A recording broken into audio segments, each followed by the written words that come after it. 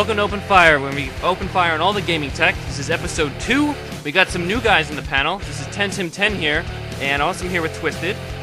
And we got another episode here, but we got 2 new guys here, which was on our bulletins on our page. And I want to introduce you 2 guys. We got Chief Zero here. He is a big Xbox guy, big Halo guy, one of the best players I've ever seen. Does a really good job with his points. We talk all the time, and I thought it'd be a good idea to bring him to the show. He brings a whole new level of stuff. If you want to say a few words, Chief. Yeah, I'm just trying to say I'm glad to be on the show and looking forward to it. And our second guy is Ranix, who's another respected fellow Xbox player, but is a multi-console veteran. He owns, 3 Xboxes? Yes, 3 Xboxes.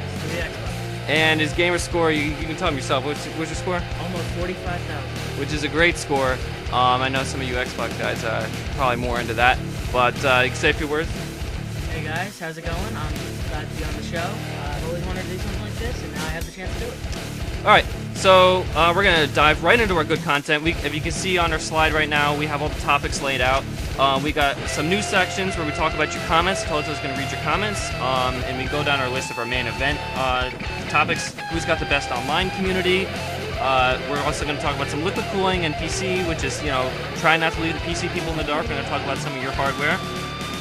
We're also going to talk about predictions of the next gen. It is quite early, but we're going to talk about some next gen stuff. Let's talk about some motion control, talk about who's set up well. We're also going to talk about video game gore, which has become a theme. I went on a little rant on Mad World last week, and I thought it'd be a good idea to elaborate more on video game gore and see what's going on. And finally, moving on to our section of games no one wants to hear about, are Kane and Lynch 2 Dead Men Dog Days. Interesting trailers, but we're going to talk about it for a reason, because I think the game has got a lot to offer, so let's see what to talk about. We also got our winners and losers for the week, and our viewer questions from Iron Cannon 5. Great question. I think it's a good thing for us to talk about, and we're going to talk about all of our topics. So let's get right into it, our Flame War section. Give me fuel, give me fire, give me that which I desire. Our first comment is from Chaos Torrent, who elaborates a little bit on the DS XL. He called it the DSiLL in his comment, because that's what it's called in Japan. If anyone read his comment, it's on, I believe, probably the second part of our video. He says, just to give you the gist here, because the comment was kind of a mess, but he said it's meant for older people, not you, meaning, I guess, my younger age group. He says caters very well to people like his grandpa, at least being able to look into, the bigger screen and see a couple more stuff. He says that it hasn't been announced for a North American release, and we may not even see this in North America. So I'm going to go ahead with some of my stuff. I think it's a very good point. I really like your comment. I really think you opened up to a new idea, because I was kind of lost for why are they releasing the DSXL? Why do they have this? Why is it coming around? The older audience, Nintendo used to be this younger audience group, and it used to be, it's all younger people, it's all the little kids and stuff like that. And now they're moving on to this everyone. Everyone should be playing their systems, and Nintendo wants to have it their way of just getting all the people, bringing tons and tons of people new to gaming, which is going to be really cool for the next generation. But I thank you for your comments. Anyone else have anything to talk about the marketing of the DSXL? Well, I'll just go ahead and agree with him. I think, Nintendo has always been trying to push, and you can especially see it with their Wii console, trying to appeal to a new group of gamers. And, if you look at the success of the DS, it's really just stomping the PSP right now, regardless of whatever. Absolutely. Regardless of whatever your system you prefer, you can obviously see that it's clearly outselling it. So if they can appeal to a new market like they did with the Wii, they're only going to further their success. And, he also brings up a valid point. It might not see its face in America, and that unfortunately happens with a lot of great, Japanese software, and it might happen with hardware, too. I also agree with this statement. I kind of like it as well. I don't have a DS personally, but, I'm always looking to see what kind of, points in the hardware that it might actually get me a sale. I didn't really like the DSi. I'm not too much favorite of a camera person. I think the camera was just stupid, honestly. I think pointless. If someone, please in the comments, list a game that has that camera actually involved in the gameplay. I would like to hear that. Yeah, so anyway, I kind of like, having big consoles, big handheld systems. Bigger is always better. So the DS XL might, if it is ever released in the US, maybe it might appeal to me, and maybe, you know, it might see a purchase. Who knows? I know I was kind of bashing it last week, and still not all too sold on it now. I mean, I know, what's his name? Nintendo has been definitely trying to appeal to multiple age groups now, especially with their Wii Fit release quite a while ago, trying to get in the older, community into this, and so, trying to incorporate as many people as they can with their games. But I still think, it's a DS. It's still a Nintendo product. It's still kind of geared towards the younger generation. So I'm still kind of not too keen about it, and I don't know. And honestly, kind of don't want it to appear in America. All right, well, anyway, I really thank you for your comment. Keep giving your comments. We read all of them. We read all of your comments, so we'll talk about it on the show if you have something good to say. In a perfect world, I mean, it would be a discussion and stuff. I know I want to thank the Bloodhounds for ripping Twisted apart on his words on Call of Duty, which is very hilarious. But anyway, so, keep the Bloodhounds at bay aside.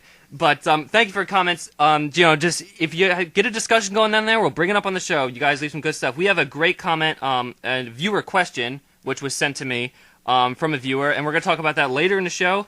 But let's take it to our main event.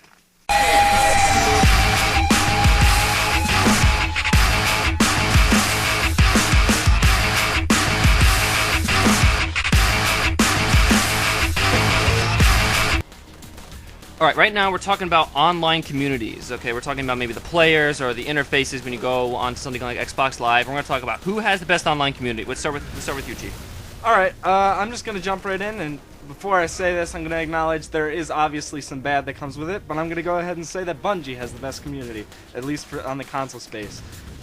You're looking at what they did with Halo 2 for the original Xbox. They created a matchmaking system where it was easy to get up with your friends, find matches. It basically dominated the original Xbox console, and no other franchise really copied it until Call of Duty, and obviously you can see how that worked out with 4 million sales on its first day. Yeah, that's a great point. Then you move on to Halo 3. It added in new features like save films, file shares. Now all of a sudden, not only can you enjoy times with your friends, but you can save them for later, something that you really don't have in a lot of console shooters at least. And then, obviously, Bungie.net, it's really a great resource that I can't stress enough, that if you enjoy playing Halo, you can pretty much look back at your entire history and we're talking about stuff like what kill-death ratios, weapons, even heat maps, where they'll track where you do best on certain levels. And honestly, they're really constantly putting out new content. They'll make their maps free eventually, and I really think they're really trying to support their community. I went with console by console. Because I play more of the Xbox, but I also do PS3 gaming. Personally, I think that the Xbox has a crappy online community. No offense to anybody, but when I play with people, they usually make fun of my voice because I have a light voice. So they make fun of me. They call me a kid. I don't complain like anyone else. I'm not a 10-year-old who, just basically says, you're my bitch or anything like that. But that's a problem with a lot of it. We have these like immature kids or those adolescent, the typical high school freshman boy. That's kind of what ruins a lot of games. Is they make a big deal out of it. Maybe it's made fun of a lot of times in culture. But I agree with you that sometimes a lot of games. It's not just Xbox. Probably because it's one of the most popular consoles. But I agree with you that some of the people themselves are quite ridiculous. Yeah, I mean, like, I talk to some people. Some of them are nice, a lot of them are nice. But, you get the occasional person who you just don't want to be friends with or talk with. So, you get a mixed community. You usually get more idiots than people you actually want to have friend requests for. The PS3. Gaming is, talking on the PS3 is optional. When I got my PS3, I didn't get it with a mic. I had to go out and buy the mic myself. So it is optional. I was playing Uncharted 2 over the weekend, and they have an option to mute all players. I think this is a good option. If you have the people that you don't really want to talk with, or you just want to talk with your friends, you can mute them all and then just unmute your friend. And I personally think that the PS3 has the best community